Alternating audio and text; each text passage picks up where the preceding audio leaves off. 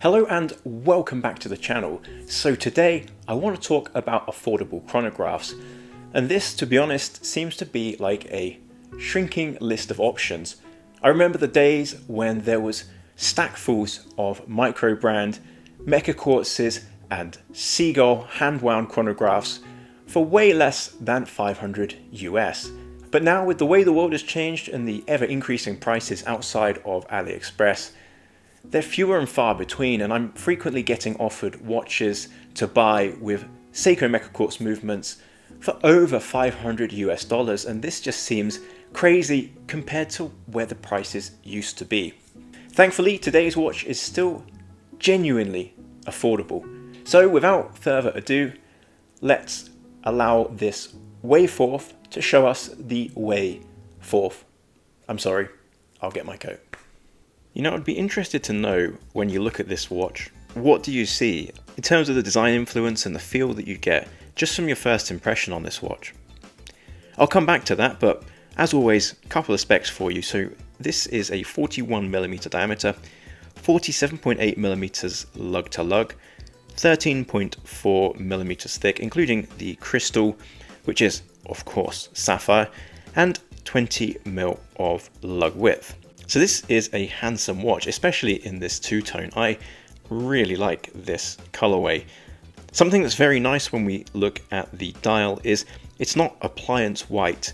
It's a slightly off-white, which leans into that vintage feel and gives it a little bit of warmth, which I think would be really important and something easy to mess up.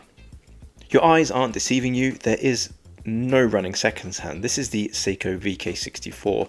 The bi-compacts version, and it does away with the seconds hand. In all honesty, I would much rather ditch the 24-hour dial on the right hand side and replace that with running seconds, but that's on Seiko, not on the Wayforth. There's no doubt that the bi-compacts layout does suit the look of this watch. Date window at 6 maintains a symmetry, always good to see. And take a look at an angle on this dial and you'll see it's built up of different layers. There is a face sort of at the bottom, which is the off-white. Then you've got a matte black disc sort of over the top, and then applied on that you have indices for the hours. In reality, it means it looks like somebody has spent a lot of time and effort refining the watch design and going into detail, and that's exactly what brand owner Stephen told me. He said it was refined over many design iterations across COVID. This is a sign of a true watch lover, I think, who has designed this watch, and to take that time is not always in the interest of a large corporation, but if a microbrand is your passion and your soul, it's something that I think people are more inclined to do, and that definitely comes across on this particular watch. Dial text is kept to a minimum, which is good because obviously chronographs have quite busy dials. Anyway, you'll see on the watch there is an inner rotating bezel, so that crown on the top left basically rotates this dual time bezel, and for me it's a genuinely useful function having folks back across the pond. I generally will just set it as a 7-hour time difference and just leave it, and for me therefore it works as family time and local time.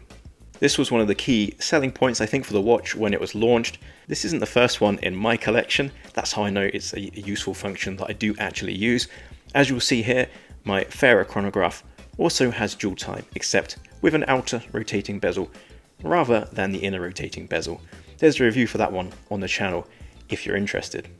Chronograph function works like any other Seiko VK.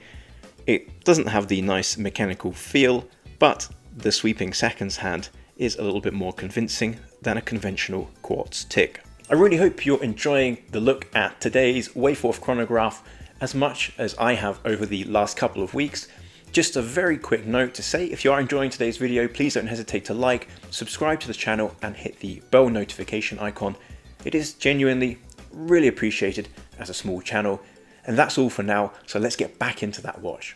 And why quartz, you might ask? Well, this watch is marketed as an adventurer's watch, and in that regard, quartz is the right choice because it's pretty resilient to knocks and bangs and temperature in a way that mechanical watches are perhaps not so resilient, certainly not at this price point. But when I asked you at the start, what do you see? I was really curious to know because I see a vintage racing chronograph here, the supple racing leather strap. Excellent, by the way. It actually smells like leather, which is always a good sign. But anyway, it reminds me of the old Lotus Type 76 Formula 1 cars. I mean, that's specific to this colorway, but I absolutely love it. But I really don't see adventure at all with this. And I'd love to have a vintage sports car to film this watch with and put it on the dashboard and get some nice footage. But the Lego cars are going to have to do because, yeah, I don't have one.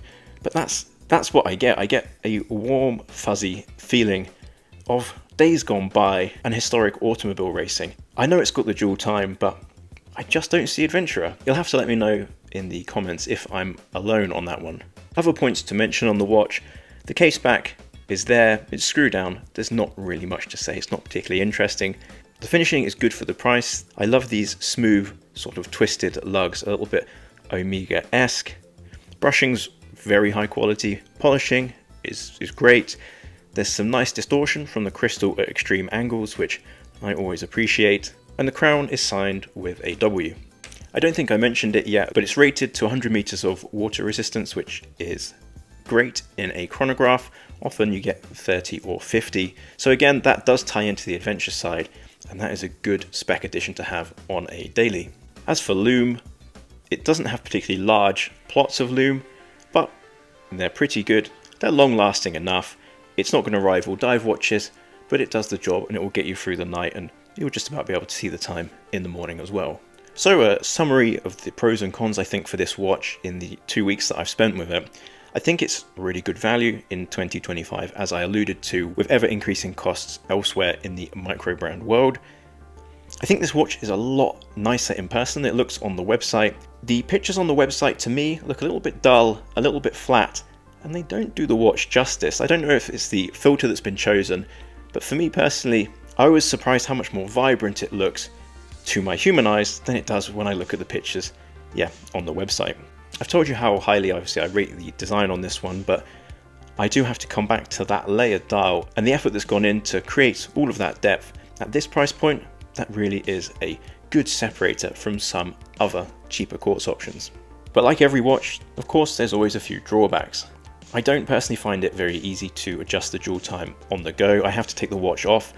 Might be because I'm left-handed, I wear the watch on the right-hand side, so that dual time adjustment crown butts up against my wrist knuckle, and I'm not going to be changing it on wrist. I do think this watch actually wears quite large for its diameter, so it fits my 17.5 centimeter wrist well, but it definitely looks bigger on wrist than the dimensions would suggest, and I think that's because with the dial and the rotating chapter ring, it takes up a lot of space, and you only have a very small bezel there with a tachymeter scale, so that makes the watch wear slightly bigger, and it's worth to be aware of.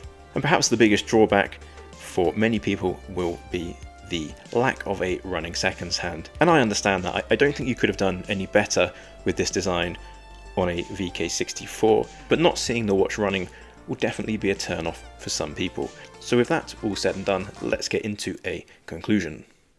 So my closing thoughts on this Wayforth chronograph. Well, like I said, I perceive the watch perhaps more as a vintage racing chronograph with a little bit less adventure, but nonetheless it hits the key points. Everything is very well done. The leather is great, which is a big thumbs up because so many brands mess up on that. And to be honest, if I wasn't saving for the Vancouver timepiece show and trying to manage my watch purchasing for a little while, then I think I would have already added this into my collection because I really enjoy wearing it, and I don't have any two-tone chronographs, and not like you need to have a two-tone chronograph, but I like the look and I would love to have it in my watch box at some point. So maybe I'll come back to that in the future. I did speak to Stephen, the brand owner, and there is some hints of some new releases on the horizon for Wayforth, so that will also be really interesting to see. Anyway, I'd be really keen to hear your thoughts on this watch and the Wayforth brand. Please let me know in the comments. I always enjoy reading them. And thank you so much for watching. If you've made it this far, really appreciate it as a small channel, and I really hope that I will catch you on the next video. So hopefully I will see you then. Cheers.